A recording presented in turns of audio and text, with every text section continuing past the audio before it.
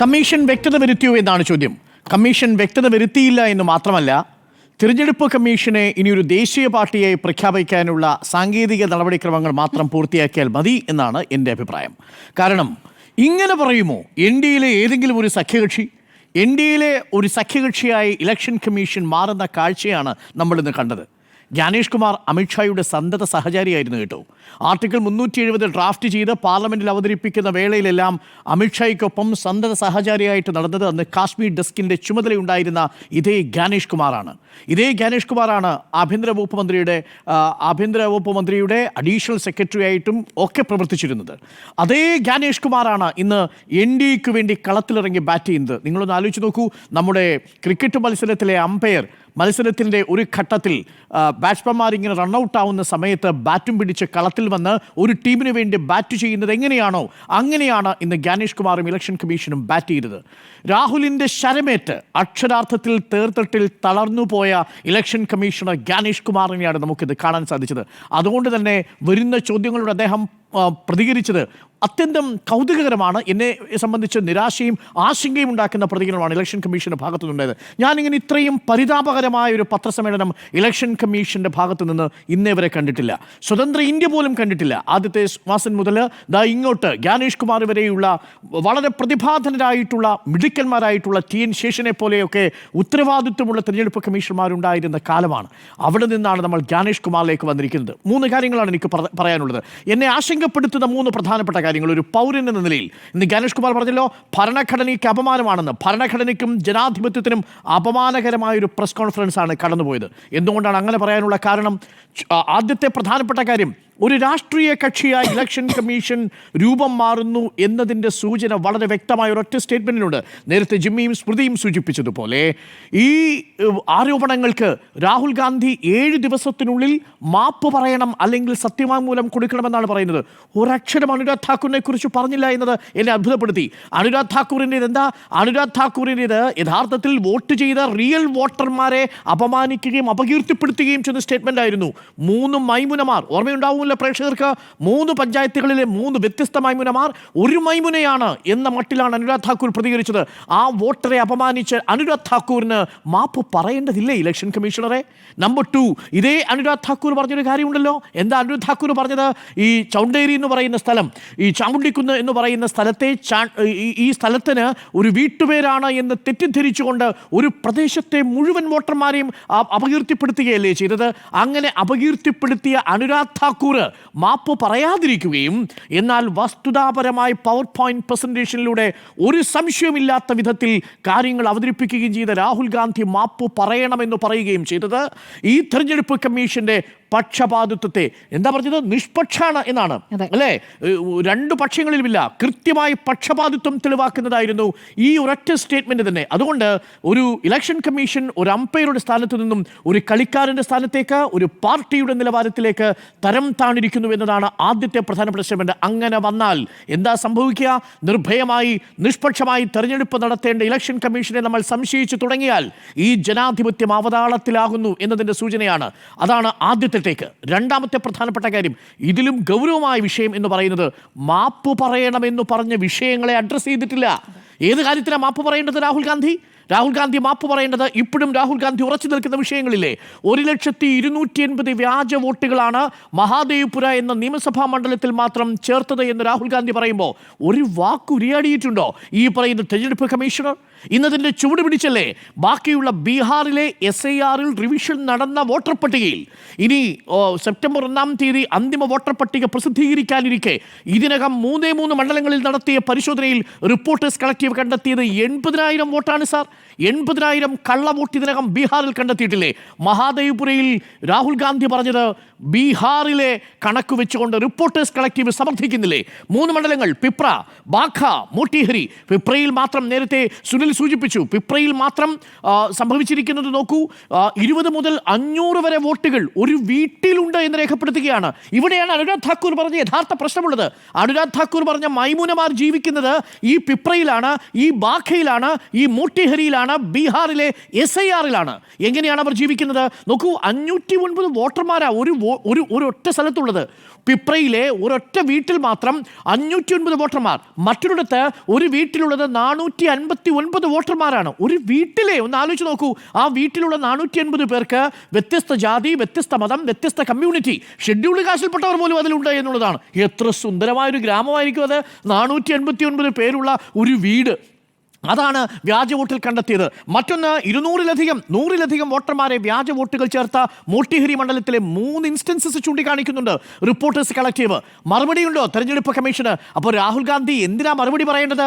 1,280,000 വോട്ടുകൾ വ്യാജ വോട്ടാണെന്ന് കൃത്യമായി ഡാറ്റ സഹിതം 6 മാസത്തെ പരിശ്രമം കൊണ്ട് പ്രൂവ് ചെയ്തതിന് രാഹുൽ ഗാന്ധി മാപ്പ് പറയണോ ഈ രാജ്യത്തോട്? ശകുൻ റാണി എന്ന് പറയുന്ന വോട്ടർക്ക് ഒരേ ബൂത്തിൽ തന്നെ 3 വോട്ടുകളുണ്ട്. രണ്ടെന്നാണ് രാഹുൽ പറഞ്ഞത്. പിന്നീട് നമ്മൾ നടത്തിയ അന്വേഷണത്തിൽ കണ്ടെത്തിയത് 3 വോട്ടുകൾ ആ ബൂത്തിൽ തന്നെ ശകുൻ റാണി എന്ന 70 വയസ്സ് പിന്നിട്ട ഒരു വയോധികയ്ക്കുണ്ട് എന്ന് സത്യം പറഞ്ഞതിനാണോ രാഹുൽ ഗാന്ധി മാപ്പ് പറയേണ്ടത്? ആദിത്യ ശ്രീവാസ്തവയ്ക്ക് കർണാടകയിലും മറ്റു സംസ്ഥാനങ്ങളിലും വോട്ടുണ്ട് എന്ന് കണ്ടെത്തിയതിനാണോ മറുപടി പറയേണ്ടത്? ഗുർകീത് റാമിന് 1-ലധികം സംസ്ഥാനങ്ങളിൽ വോട്ടുണ്ട് എന്ന് കണ്ടെത്തിയതിനാണോ രാഹുൽ ഗാന്ധി മാപ്പ് പറയേണ്ടത്? ഒരു വീട്ടിൽ മാത്രം 80 പേരുണ്ട് എന്ന് രാഹുൽ ഗാന്ധി കണ്ടെത്തിയതിനാണോ രാഹുൽ ഗാന്ധി മാപ്പ് പറയേണ്ടത്? രാഹുൽ ഗാന്ധി പറഞ്ഞതിൽ എവിടെയാ തെറ്റ്, എവിടെയാ ചോദ്യം? മഹാരാഷ്ട്രയുടെ തെരഞ്ഞെടുപ്പിൽ രാഹുൽ ഗാന്ധി പറഞ്ഞില്ലേ, അവസാനത്തെ 5.5 മണിക്ക് ശേഷമുള്ള അരമണിക്കൂറിനുള്ളിൽ വോട്ട് രേഖപ്പെടുത്തിയത് 8% വോട്ടർമാരാണ്. അവിടുത്തെ അഡൾട്ട് പോപ്പുലേഷനേക്കാൾ കൂടുതൽ വോട്ടർമാർ മഹാരാഷ്ട്രയിൽ ഉണ്ടായിരുന്നു എന്ന് പറഞ്ഞതിനാണോ രാഹുൽ ഗാന്ധി മാപ്പ് പറയേണ്ടത്? ഇലക്ഷൻ കമ്മീഷണർ പറയേണ്ട ഉത്തരങ്ങളാണിതൊന്നും. ഈ ചോദ്യങ്ങളെല്ലാം ജനം ചോദിക്കുമെന്ന് തിരിച്ചറിവ് ഇലക്ഷൻ കമ്മീഷൻ ഉണ്ടാവണം. അതുകൊണ്ട് ഈ രാഹുൽ ഗാന്ധി മാപ്പ് പറയണം എന്ന് തിരഞ്ഞെടുപ്പ് കമ്മീഷൻ പറഞ്ഞ ഒരു ചോദ്യത്തിനും തിരഞ്ഞെടുപ്പ് കമ്മീഷണർക്ക് ഉത്തരമുണ്ടായിരുന്നില്ല. ഉത്തരമില്ലെങ്കിൽ മാപ്പ് എന്നുള്ളത് ഫാസിസത്തിന്റെ മുഖമുദ്രയാണ് സാർ. ഇത് ജനാധിപത്യമാണ് സാർ. ആർട്ടിക്കിൾ 19 വിഭാവനം ചെയ്യുന്ന right to voice, right to freedom of speech and expression, അത് ഉപയോഗിച്ചുകൊണ്ടാണ് നമ്മുടെ രാഹുൽ ഗാന്ധി പറഞ്ഞിരിക്കുന്നത്. അത് ഈ ജനാധിപത്യത്തെ അപമാനിക്കാനല്ല, ഈ ജനാധിപത്യത്തിലെ തെറ്റുകുറ്റങ്ങളെ ചൂണ്ടിക്കാണിക്കുന്നയാളാണ് രാഹുൽ ഗാന്ധി. അങ്ങനെ ആർജവത്തോടു കൂടി വളരെ വിശദമായി പഠിച്ചതിനു ശേഷം നടത്തിയ പ്രസ്താവനകൾക്ക് രാഹുൽ ഗാന്ധി മാപ്പ് പറയണമെന്നും, എന്നാൽ ഇതൊന്നും പഠിക്കാതെ വന്നൊരു സമുദായത്തെയും ഒരു പ്രദേശത്തെ ജനങ്ങളെയും അപമാനിച്ച് വോട്ടർമാരെ അപമാനിച്ച അനുരാഗ് ഠാക്കൂർ മാപ്പ് പറയേണ്ടതില്ല എന്ന നിലപാടെടുത്ത് ഇലക്ഷൻ കമ്മീഷൻ്റേത് അങ്ങേറ്റം പക്ഷപാതിത്വമുള്ള നിലപാടാണ് എന്നുള്ളതാണ് എൻ്റെ മറ്റൊരു ടേക്ക്. ഒരു കാര്യം കൂടി ഞാൻ പറയാം, എന്നെ ഇതിൽ കൂടുതൽ ആശങ്കപ്പെടുത്തുന്നൊരു കാര്യം, യഥാർത്ഥത്തിൽ എന്താ ബീഹാറിൽ സംഭവിച്ചുകൊണ്ടിരിക്കുന്നതെന്ന് അറിയാമോ? യഥാർത്ഥത്തിൽ ബീഹാറിൽ സംഭവിച്ചുകൊണ്ടിരിക്കുന്നത് പൗരത്വ പരിശോധനയാണ് സാർ. യഥാർത്ഥത്തിൽ പൗരത്വ പരിശോധന നടക്കുകയാണ്. വോട്ടർ പട്ടിക നാഷണൽ രജിസ്റ്റർ ഓഫ് സിറ്റിസൺസ് ആയിട്ട് മാറിക്കൊണ്ടിരിക്കുന്ന കാഴ്ച നമ്മൾ കാണുന്നത്. തെരഞ്ഞെടുപ്പ് കമ്മീഷനോട് ചോദിച്ചില്ലേ സുപ്രീം കോടതി, നിങ്ങൾക്കാണോ ഹോം മിനിസ്റ്റർക്കാണോ ഇത് പരിശോധിക്കാനുള്ള അവകാശമുള്ളത്? ആഭ്യന്തര വകുപ്പ് പരിശോധിക്കേണ്ട പൗരത്വമാണ് ഇപ്പോൾ തെരഞ്ഞെടുപ്പ് കമ്മീഷൻ പരിശോധിക്കുന്നത്. അതിന് പറഞ്ഞ ന്യായം എന്താണെന്നറിയാമോ? 326 അനുസരിച്ച് വോട്ടർ പട്ടികയിൽപ്പെടുന്നവർ പൗരന്മാരായിരിക്കണമെന്നുണ്ട്. ശരി, സമ്മതിച്ചു. അവർ പൗരന്മാരായിരിക്കാൻ വേണ്ടി അവരുടെ രേഖകൾ നിങ്ങളുടെ കയ്യിലുണ്ടല്ലോ. ആ രേഖകൾ ഏതൊക്കെ പരിശോധിക്കണം? തെരഞ്ഞെടുപ്പ് കമ്മീഷൻ പറഞ്ഞു എല്ലാവരുടെയും കയ്യിലുള്ള ആധാർ കാർഡ് പരിഗണിക്കില്ല, എല്ലാവരുടെയും കയ്യിലുള്ള വോട്ടർ പട്ടിക അതും ഞങ്ങൾ പരിഗണിക്കില്ല. ഒടുവിൽ തെരഞ്ഞെടുപ്പ് കമ്മീഷനോട് സുപ്രീം കോടതി എന്താ ഇടക്കാല ഉത്തരവിലൂടെ പറഞ്ഞത്? അഗ്രീവ്ഡ് ആയിട്ടുള്ള ആളുകൾക്ക് ആരുടെയെങ്കിലും വോട്ട് നിഷേധിക്കപ്പെട്ടാൽ അവരുടെ ആധാർ കാർഡ് നിങ്ങൾ പരിഗണിക്കണം എന്ന് പറഞ്ഞ് തെരഞ്ഞെടുപ്പ് കമ്മീഷൻ ഇന്ന് പരിഗണിക്കേണ്ടി വരുന്ന സാഹചര്യമാണ്. ഇവിടെയാണ് എൻ്റെ ചോദ്യമുള്ളത്. തെരഞ്ഞെടുപ്പ് കമ്മീഷന് എന്ത് അധികാരമാണുള്ളത് ഇവിടുത്തെ ജനങ്ങളുടെ പൗരത്വം പരിശോധിക്കാനും പൗരത്വ പട്ടിക തയ്യാറാക്കാനും എന്നുള്ളതാണ്. ഞാനൊരു കാര്യം പറയാം. CSDS-ൻ്റെയും ലോക്നീതിയുടെയും ഒരു സർവേ റിസൾട്ട് പുറത്തു വന്നിട്ടുണ്ട്. 5 സംസ്ഥാനങ്ങളിലെ പഠനമാണ്. ആസാം, തിരഞ്ഞെടുപ്പ് നടക്കാൻ പോകുന്ന വെസ്റ്റ് ബംഗാൾ, അതേപോലെ ഉത്തർപ്രദേശ്, മധ്യപ്രദേശ്, കേരളം, പിന്നെ ഡൽഹി. ഈ സംസ്ഥാനങ്ങളിലെ പഠനത്തിൽ നിന്ന് പുറത്തു വന്നിരിക്കുന്ന വളരെ പ്രധാനപ്പെട്ട ഒരു ഡാറ്റയുണ്ട്. ഇവിടെ ആധാർ കാർഡ് ഒഴിവാക്കി എങ്ങനെയാണ് തിരഞ്ഞെടുപ്പ് കമ്മീഷൻ 65 ലക്ഷം പേരെ വോട്ടർ പട്ടികയിൽ നിന്ന് ഒരു പാർട്ടിക്ക് അനുകൂലമായ മട്ടിൽ മാറ്റിയിരിക്കുന്നത് എന്നതിൻ്റെ കണക്കാണ് ഞാൻ ഈ പറയാൻ പോകുന്നത്. CSDS-ന്റെ സർവേ പ്രകാരം കണ്ടെത്തിയിരിക്കുന്നത് എന്താണെന്നറിയാമോ? മൊത്തം 52% ആളുകൾക്ക് ഈ സംസ്ഥാനങ്ങളിൽ ബർത്ത് സർട്ടിഫിക്കറ്റ് ഇല്ല. അവർക്ക് തന്നെ ഇല്ല ബർത്ത് സർട്ടിഫിക്കറ്റ്. 87% ആളുകൾക്ക് 1987 ജൂലൈ 1 ശേഷം ജനിച്ചവർ അവരുടെ അച്ഛൻ്റെയും അമ്മയുടെയും ബർത്ത് സർട്ടിഫിക്കറ്റ് ഹാജരാക്കണം. പ്രിയപ്പെട്ട പ്രേക്ഷകരെ, നിങ്ങൾ അറിയൂ, CSDS-ന്റെ സർവേ പ്രകാരം 1987 ജൂലൈ 1 ശേഷം ജനിച്ച 87% ആളുകൾക്കും അവരുടെ അച്ഛൻ്റെയോ അമ്മയുടെയോ ബർത്ത് സർട്ടിഫിക്കറ്റ് ഹാജരാക്കാൻ കഴിയില്ല. കാരണം അവരുടെ അച്ഛൻ്റെയും അമ്മയ്ക്കും ബർത്ത് സർട്ടിഫിക്കറ്റ് ഇല്ല, SSLC സർട്ടിഫിക്കറ്റ് ഇല്ല, ഡൊമിസൈൽ സർട്ടിഫിക്കറ്റ് ഇല്ല, സർക്കാർ കൊടുക്കുന്ന രേഖകളില്ല. 48% പേർക്ക് കാസ്റ്റ് സർട്ടിഫിക്കറ്റ് ഇല്ല. ഈ അവസ്ഥയിൽ എങ്ങനെയാണ് നിങ്ങൾക്കൊരു സമ്പൂർണ്ണ SIR നടപ്പിലാക്കാൻ പറ്റുക? ആദ്യം നിങ്ങൾ രേഖ കൊടുക്കൂ, അതിനുശേഷം ആ രേഖയോടെ കൂടി അവരുടെ പൗരത്വം ആവശ്യപ്പെടൂ. രേഖകളില്ലാത്ത നാട്ടിൽ അവരുടെ അസംഷൻ എന്ന് പറയുന്നത് ഇവർ വിദേശികളാണ് എന്ന അസംഷനിൽ അവരെ വോട്ടർ പട്ടികയിൽ നിന്ന് മാറ്റുന്ന കഥയാണ് ഇപ്പോൾ നടന്നുകൊണ്ടിരിക്കുന്നത്. അതുകൊണ്ട് തെരഞ്ഞെടുപ്പ് കമ്മീഷൻ ഒരു ദേശത്വ പൗരത്വ പട്ടിക തയ്യാറാക്കുന്ന തിരക്കിലാണ്. അത് വോട്ടർ പട്ടികയല്ല എന്നതാണ് എൻ്റെ പക്ഷം. ഇതാണ് എന്നെ സംബന്ധിച്ച് ഏറ്റവും ആശങ്കപ്പെടുത്തുന്നത്. രാജ്യത്തെ ആഭ്യന്തര വകുപ്പ് ചെയ്യേണ്ട പണി തെരഞ്ഞെടുപ്പ് കമ്മീഷൻ എടുത്തുകൊണ്ടിരിക്കുകയും ഇവിടെയുള്ള ഒരു വിഭാഗം ആളുകളെ ഡിസൻഫ്രാഞ്ചൈസ് ചെയ്യുക എന്നുള്ളതാണ്. അഥവാ അവരുടെ വോട്ടവകാശം നിഷേധിച്ചുകൊണ്ട് പൗരത്വം നിഷേധിക്കുന്ന പണിയാണ് തെരഞ്ഞെടുപ്പ് കമ്മീഷൻ ചെയ്തുകൊണ്ടിരിക്കുന്നത്. അങ്ങനെ വന്നപ്പോഴല്ലേ 7 പേർ മരിച്ചു എന്ന് തെരഞ്ഞെടുപ്പ് കമ്മീഷന് രേഖപ്പെടുത്തേണ്ടി വന്നത്. മരിച്ച 7 പേരോടൊപ്പം രാജ്യത്തിന്റെ ഒപ്പോസിഷൻ ലീഡർ രാഹുൽ ഗാന്ധി ചായ കുടിച്ച് തെരഞ്ഞെടുപ്പ് കമ്മീഷനെ വെല്ലുവിളിച്ചത് നാണക്കേടായില്ലേ എന്നുള്ളതാണ് നമ്മുടെ ചോദ്യം. മൂന്നാമത്തെ ഒരു കാര്യം കൂടി പറഞ്ഞ് ഞാൻ അവസാനിപ്പിക്കാം. മൂന്നാമത്തേത് എന്താ? പ്രൈവസിയെക്കുറിച്ചോ? നേരത്തെ സൂചിപ്പിച്ചു. ആ പ്രൈവസിയെക്കുറിച്ചുള്ള സുപ്രീം കോടതി ഉത്തരവ് ഏത് അർത്ഥത്തിലാണ് നിങ്ങൾ പറയുന്നത്? നിങ്ങൾ സാങ്കേതികത്വത്തിന്റെ പിടിക്കുകയല്ലേ? 45 ദിവസത്തിനുള്ളിൽ CCTV ദൃശ്യങ്ങൾ എന്നാണല്ലോ പറഞ്ഞിരിക്കുന്നത്.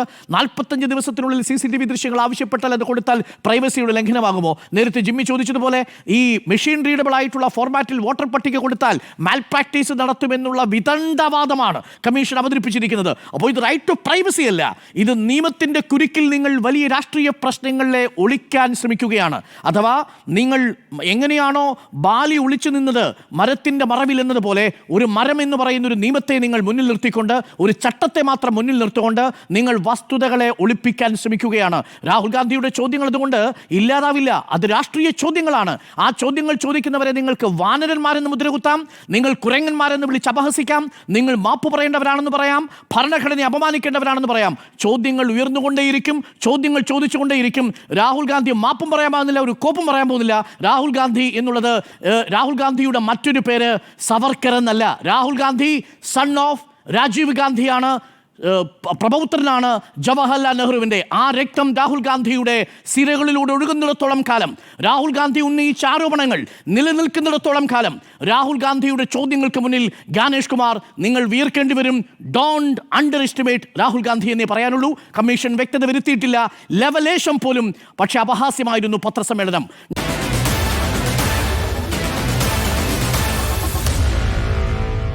Meet the editors.